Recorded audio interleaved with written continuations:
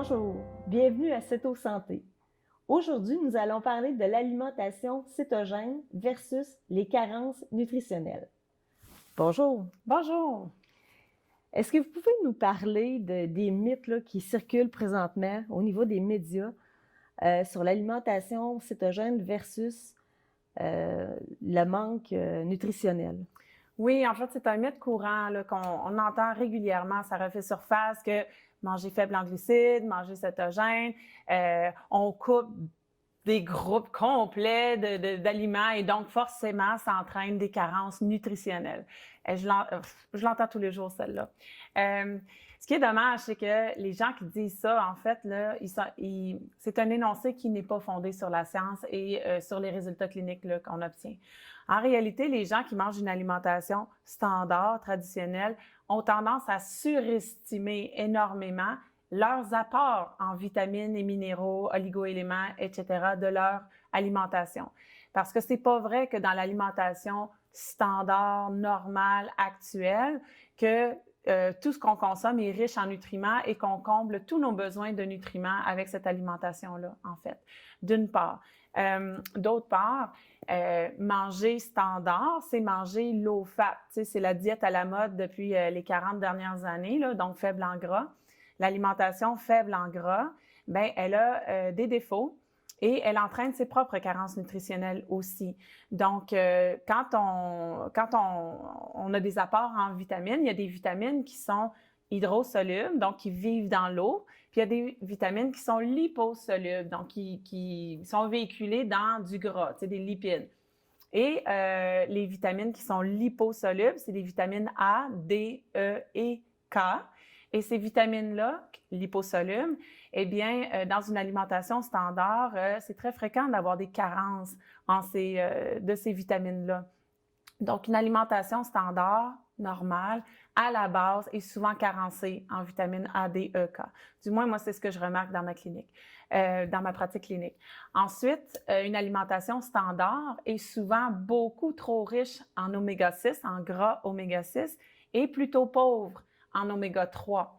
Et ça, c'est problématique. Une des raisons pour lesquelles c'est problématique, c'est que les oméga 6, ils ont tendance à être pro-inflammatoires.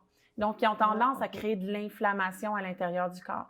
L'inflammation, c'est pas un bon plan. On veut pas avoir trop d'inflammation dans son corps. Si on a beaucoup d'inflammation dans son corps, on peut avoir de l'enflure, mais on peut avoir beaucoup de douleurs chroniques aussi. Et avoir de l'inflammation dans son corps à moyen long terme, bien, il peut avoir de l'inflammation aussi au niveau des vaisseaux sanguins, dont les artères du cœur. Donc, d'un point de vue maladie cardiovasculaire, avoir de l'inflammation dans son corps, on sait que c'est un facteur de risque de maladie cardiovasculaire. Donc, l'alimentation standard a tendance à être carencée en vitamines liposolubles A, D, E, K, a tendance à être carencée en oméga 3, mais trop riche en oméga 6. C'est pas vrai non plus qu'avec l'alimentation standard actuelle, toutes les personnes consomment suffisamment de fibres selon les recommandations actuelles. Donc, on a tendance un peu à exagérer les nutriments contenus dans notre alimentation normale.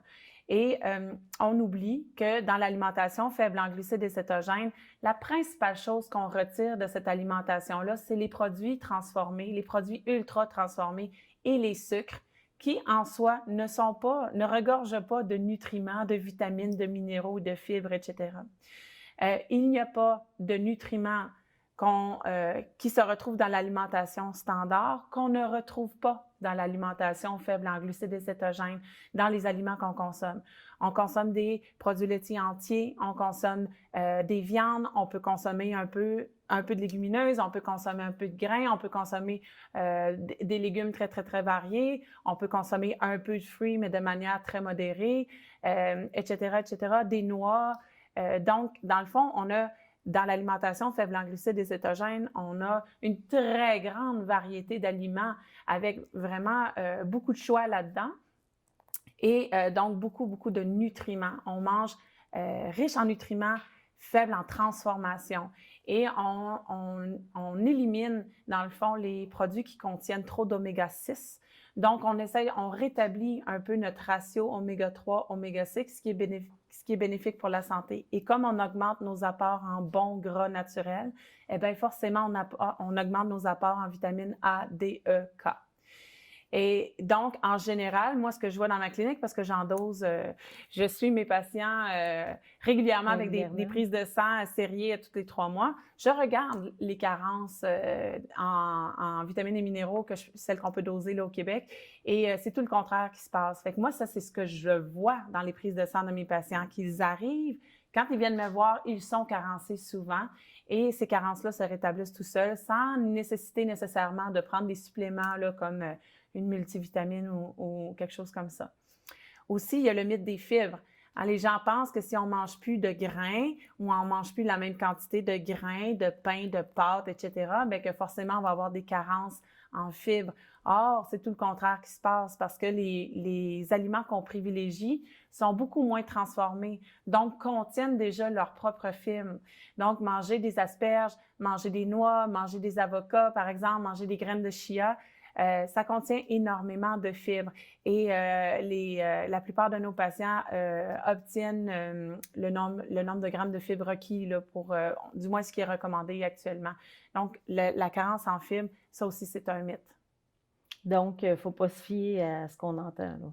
Parce qu'il n'y a pas en tant que tel de recherche qui est venue dire que c'était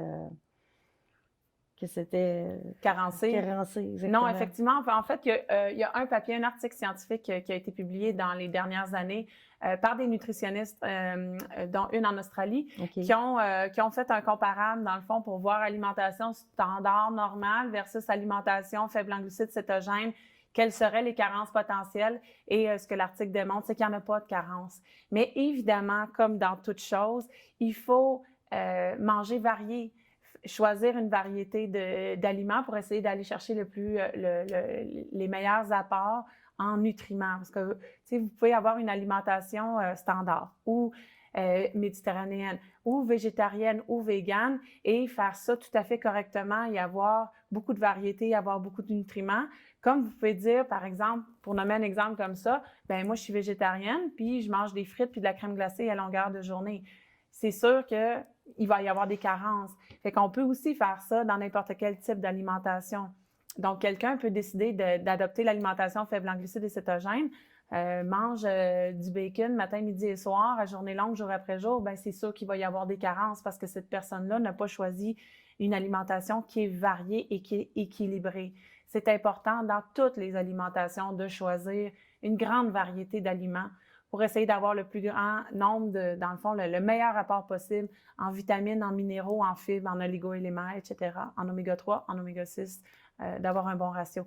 Donc, oui, ça peut être carencé, mais toutes les alimentations peuvent être carencées. Mais l'alimentation faible en glucides et cétogènes, pas plus que les autres, même au contraire. Moi, cliniquement, j'observe le contraire en règle générale. Donc, c'est une alimentation qui, selon moi, est très riche et très variée et très nutritive. Donc, on n'a pas à s'inquiéter. Si notre alimentation est variée en aliments cétogènes, tout devrait bien aller. Ça devrait bien aller. Bien, merci beaucoup. Je vous en prie. On se retrouve pour une autre capsule. Merci.